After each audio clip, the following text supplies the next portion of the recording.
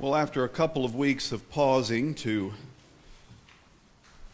reflect with our children on faith, to hear from our partners in Puerto Rico, we return to this series about Jesus' miracles of senses, restoring sense to sight and touch, hearing, taste, all these wonderful miracles that we've been exploring over the past several weeks. Let's just do a quick refresher. We began with the story of a leper, a person who was ostracized from his society because he had contracted a disease that was highly communicable.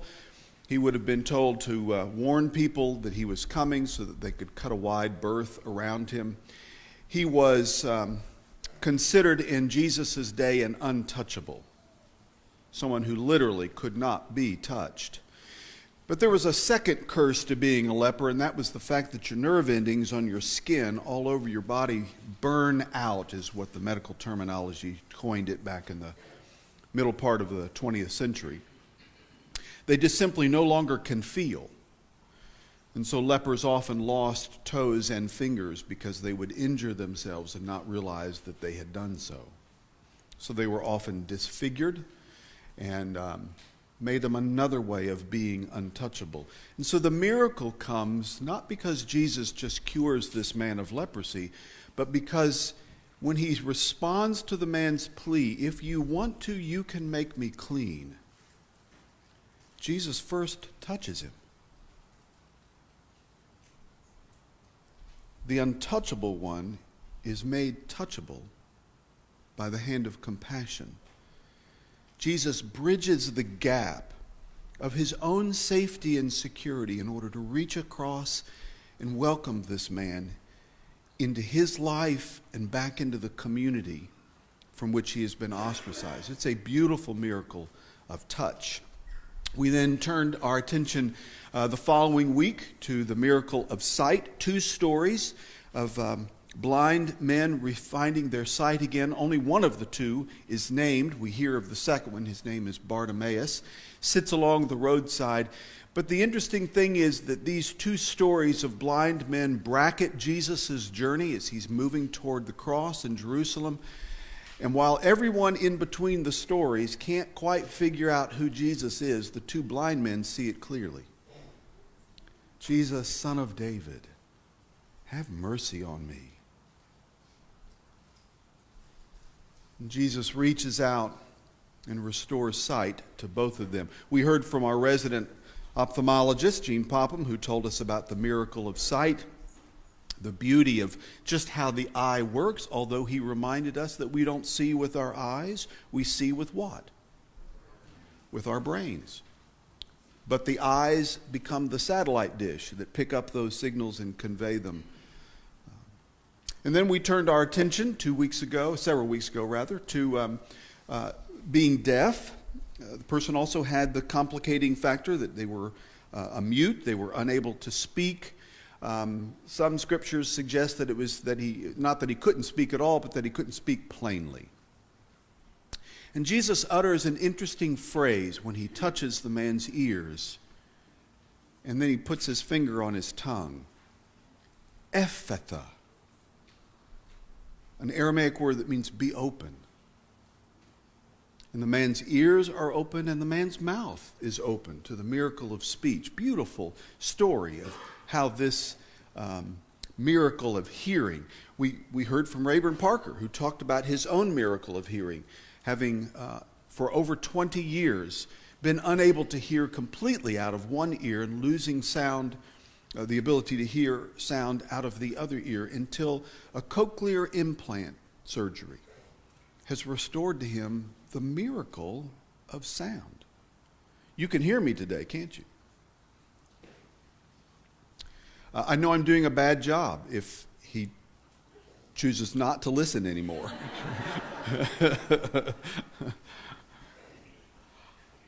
Then 2 weeks ago, we talked about this wonderful miracle of taste. That wonderful thing of tasting. Oh, taste and see, says the psalmist, that the Lord is good. Taste it. put it on your tongue. And of course, we're not talking about just taste in terms of tongue, but we talk about the things that leave the bitter taste in our lives, the relationships that turn sour, the regret that sticks in our throats, all of those things that are bitter and salty, the salt of our tears from grief, all of those things that leave tastes in our mouth that we know we need healing from. And what we realize is in these stories, what they're telling us is that these miracles of sight and sound and taste and touch are vital to us because of also what they represent. Not just the literal story sense that comes from these scripture passages, but also the symbolic sense. Who among us hasn't felt burned out? And what it takes to have somebody touch us in a way with compassion and understanding that restores our sense of feeling again. To be moved again, to have the ability, like Jesus is, moved with compassion for this leper, to feel the touch of Christ in our lives so that we're moved to want to feel for God, to feel for others, to have compassion on them as well. That's a miracle in and of itself. The miracle of seeing, not just with our eyes, but the miracle of having understanding, of being able to perceive things, to see our way clear when we're stuck into something, when we have perspective. Those are all miracles of sight that these miracles stand for. To know what it's like to be closed off to other people, closed off to hearing God, a deaf ear turned toward the wonders of sound and the voice of God trying to speak to us until something finally breaks through and we're opened.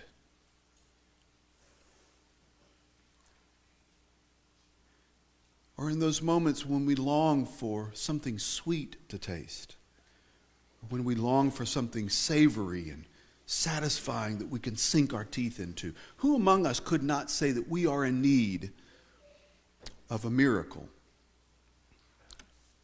And today we're going to talk about the miracle of smell. It was a little interesting, wasn't it, to come in with the smell? Some of you are still coughing from it. I notice that there's still a thin haze here in the room. My Episcopal colleague, probably with great reluctance, gave me that to borrow for today, admitting that even in our own congregation, they don't use it very often because of the effect it has on people. She was afraid, I think, that I would have burned the church down today. But anyway, it seemed to work. But it's a reminder that's a sense that we may take for granted or think that it's not all that important, but in fact, sense is critically important, because all of these senses are what the second century Christian bishop Irenaeus said: the glory of God is a human being fully alive. And if we can't see, if we can't hear, if we can't feel, if we can't be stirred, if we're closed down and we can't hear, if there's things that we're unwilling to taste of the goodness of God or the sorrow of others, that we're missing out on life. It's not full. Not in the way that it was meant to be. Which means even our sense of smell is in need of a miracle. Even the nose knows that our sense of smell can use a healing touch, a breath of fresh air. Fall is in the air. Can you smell it? Not yet. I know the temperatures are lying to us. We've had more than an Indian summer. We've just had hot August nights all the way through summer. But I've told Vicki for over a week, I can smell fall in the air. And if the weather prognosticators are any indication, it's coming. It's coming. If our allergies are any indication, it's already here. That's why I can smell it, because I'm choked up half the time. I smell fall, and I just think of growing up in Ohio and memories that come to mind of apples ripening on trees and colorful leaves that lay on path like red and golden embers. with the smell of those leaves rising like the smoke of a campfire. I smell it. I smell fall. What are your favorite smells? What do you love to think of when you have a favorite smell? What? Honeysuckle? What else? Cut grass, yes. Gardenias. Gardenias, a couple of those. Almond. Cinnamon. Rain, the smell of rain. Smell of fresh hay? Vanilla. Yes.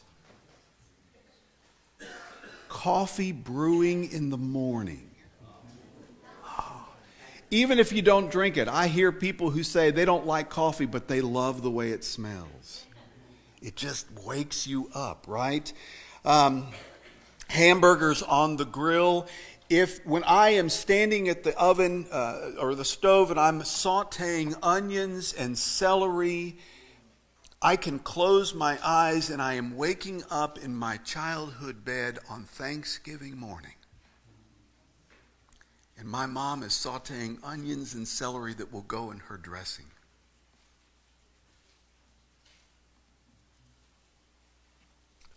All those foods that taste so good do so largely because we can smell. If you don't believe that, taste your favorite food the next time you have a really bad head cold.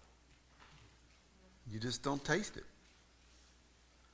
80% of what we taste is not from the tongue. It's the combination of what the tongue tastes and what the smell tells the brain it is. Do you know, now here's a quick little anatomy lesson. We possess about 12 million olfactory smelling receptors that can pick up 10,000 different odors. And dogs are even more incredible. They have 100 to 200 million. We have 12 million, dogs 100 to 200 million, bloodhounds in excess of 300 million. And that gives them the ability to pick up 40,000 different scents. S-C-E-N-T-S. 40,000 different scents. You know the one thing that bloodhounds can't distinguish? Identical twins. Fraternal twins, yes, but not identical twins. But otherwise, every human being to a dog has a unique, one-of-a-kind, fingerprint-like odor. Aren't you glad you used your right guard this morning? Research shows that smell is the most powerful of the senses because it brings all these memories to mind. They transport us, take us places, the kitchens of grandmothers, a homecoming football game, the backyard barbecue, the first date, and the smell of cologne or perfume that your date wore. The first movie or the really stirring movie that you saw, and every time you smell popcorn, man, you are there. You are there. The apple orchard where I still remember to this day picking apples on frosty September mornings late in the month, picking 2 bushel of apples that our insurance agent provided for all of his customers at his orchard. But the thing I remember is sitting up in the tree, being downwind of the big wood fire and seeing the big black kettle that was sitting on the fire cooking homemade apple butter. Golly, I am back in that orchard. The scent of a Christmas tree in the house. All of these fragrances trigger memories for us, which is why advertisers, which is why product makers try to put flavors and scents into products in hopes that they'll trigger those memories. In your favorite soap or shampoo, they're hoping to trigger something else so that you'll want to come back and buy it again and again and again. Triggering those memories is how we connect sense and sense. The first time Vicki had to go away for an evening for an extended amount of time after Madeline was born, I was left to give her her evening bottle. And when I went to give Madeline her evening bottle, she would have none of it. She was pitching a fit. So I went upstairs and I got one of Vicky's t-shirts. And I laid it against my shoulder and I brought Madeline up to my chest. And when she smelled that shirt, she got very quiet and she took her bottle. I was never more thankful than all my life that there was a t-shirt laying around. The power of memory to connect us to something that matters. It's why our faith is also shaped. Think about this for a minute. What happens when God creates in the act of creation the human beings? He forms them out of the dust of the earth and he breathes into the man his nostrils, the breath of life, and he becomes a living being.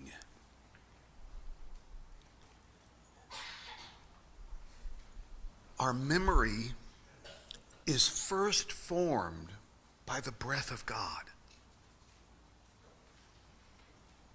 And it's why in worship they use things like incense to trigger that memory, to lift our hearts, to look for, to yearn for God again.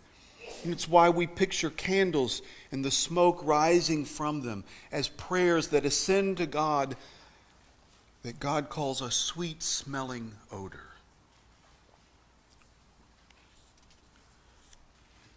Our sense of smell also alerts us to danger. You ever caught whiff of a skunk on a summer night? Isn't it amazing how one of those little creatures, if it gets hit by a car, it's going to be memorable for a lot of people for a long time. I don't know about you, it doesn't take me long to turn my head in disgust when I smell rotten milk or food, sour milk. Woo! Turn away quick. And the smell of smoke in our house or in the sanctuary, as somebody said, as we were lighting that thing out in the foyer, somebody thought, I smell smoke. Alerts us to danger. It was now 2 days before the festival of unleavened bread. And the chief priests and the scribes and the teachers of the law were looking secretly for a way to arrest Jesus privately and put him to death. The smell of danger was in the air.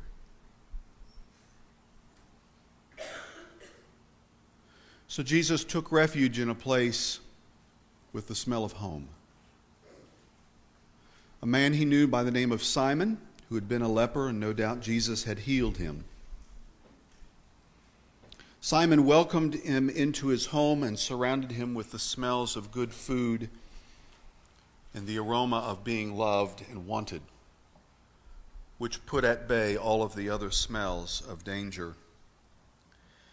And it was during dinner, as they were eating, that a woman came into the room with a very expensive jar of perfume, and amid the smell of the baking bread and the other vegetables, she broke the jar and overpowered them all with the smell of that oily substance that she poured over top of Jesus' head like pancake syrup. It went all through his hair and down his beard and onto the collar of his robes. And the overpowering aroma filled the house.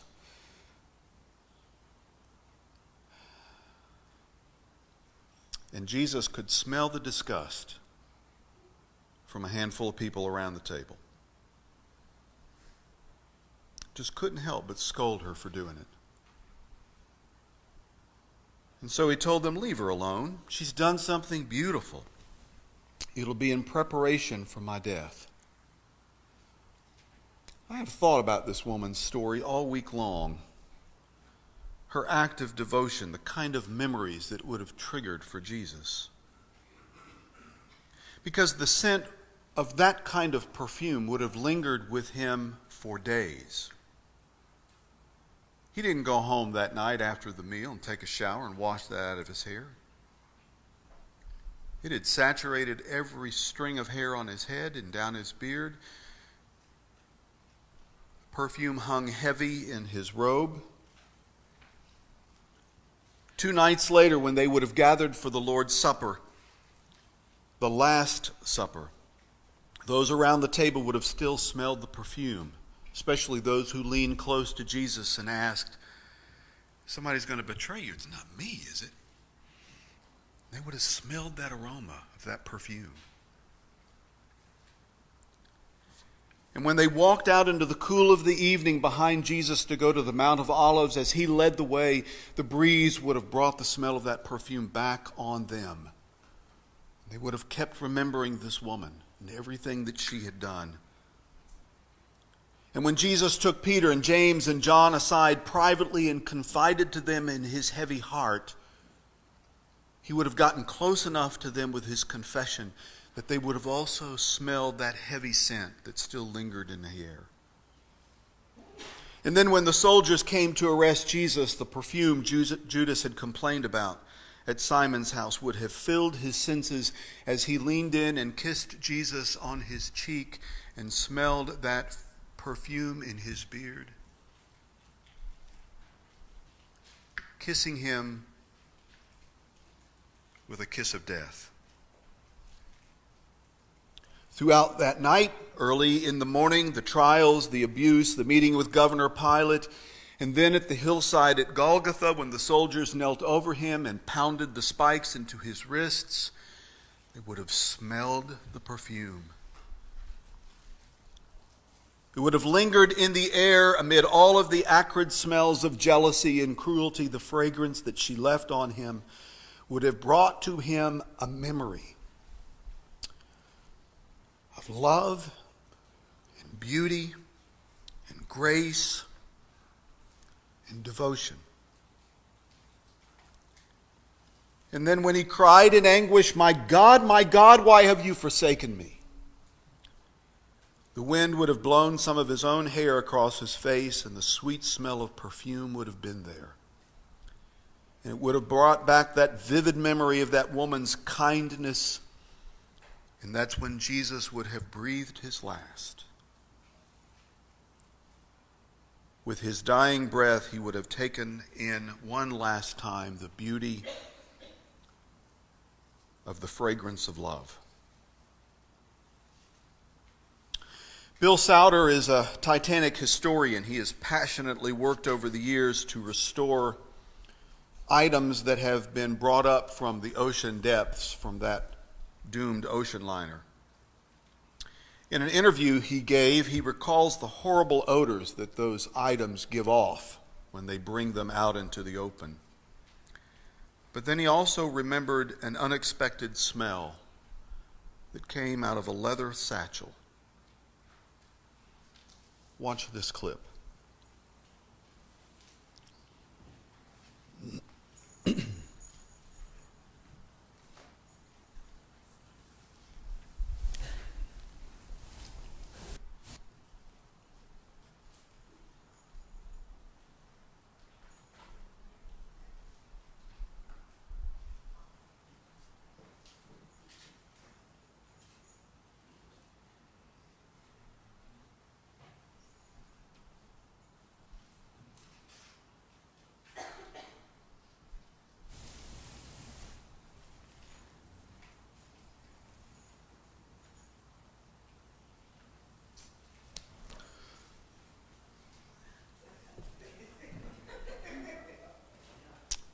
Well, that stinks. Let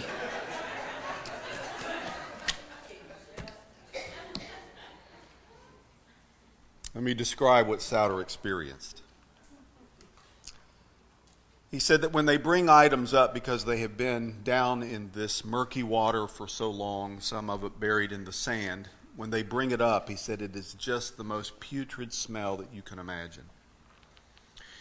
He said they found a leather satchel, and when they opened it up, there were a couple of vials in the satchel. And when they removed the tops from the vials, he said in that laboratory where they were trying to disinfect all of those items, the whole room was overwhelmed by this beautiful smell of perfume. And he said there in that place of death, suddenly the ship was alive again. It was a kind of resurrection.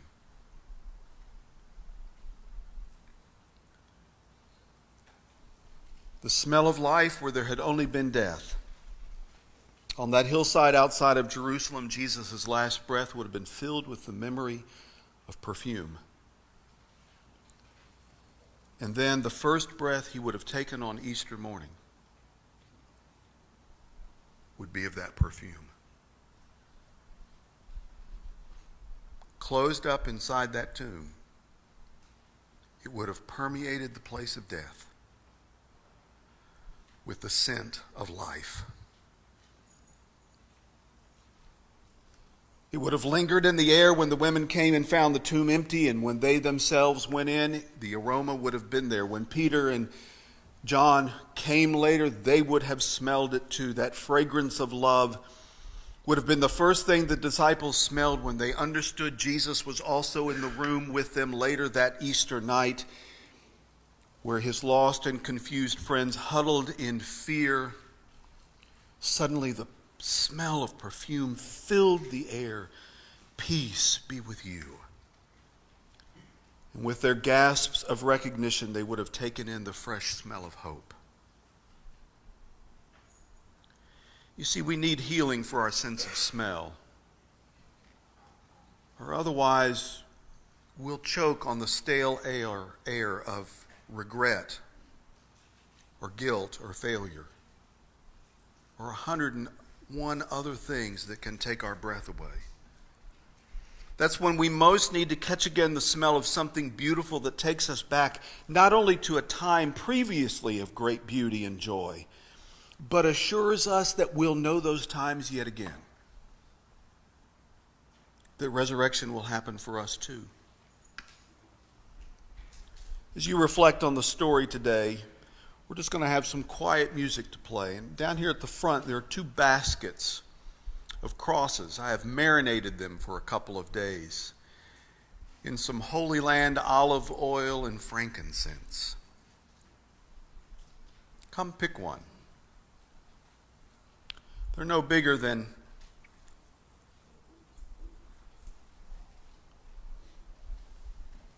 just a small thing that you can keep in your pocket. I've got some keychains I can give you later if you would like to put your car keys on it. But you'll find that that smell will linger longer than you think. In fact, the wood itself today may be a little oily. It's all right. Keep it off your clothes, but go ahead and let it get on your fingers. Smell it.